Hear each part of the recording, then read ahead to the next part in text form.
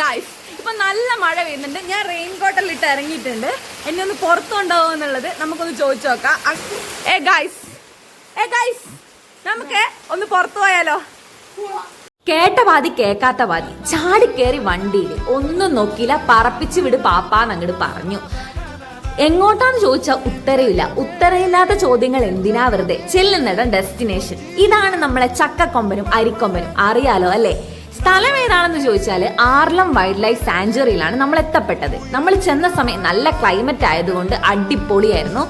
വെള്ളത്തിന് നല്ല ഒഴുക്കുള്ളത് കൊണ്ട് അധികം അങ്ങോട്ട് കയറി കളിച്ചില്ല. സപ്പോസ് ഞാനെങ്ങനെ വീണാലോ അല്ലേ? അതുകൊണ്ട് സുരക്ഷിതത്വം അതാണ് മെയിൻ.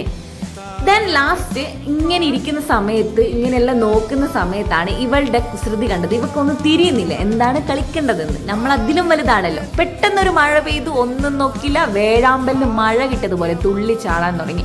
അപ്പൊ പിള്ളേർ പറയുന്നുണ്ട് പനി പിടിക്കേണ്ടെന്ന്. പനിയല്ലേ, വരും പോകും. ഇന്നത്തെ സന്തോഷമാണ്. നാളെ മരിക്കുന്ന വെച്ചിട്ട് ഇന്നേ നമ്മൾ ചത്ത് ജീവിക്കണ്ടല്ലോ അല്ലേ? അങ്ങനെ എൻജോയ് ചെയ്ത് നിൽക്കുമായിരുന്നു.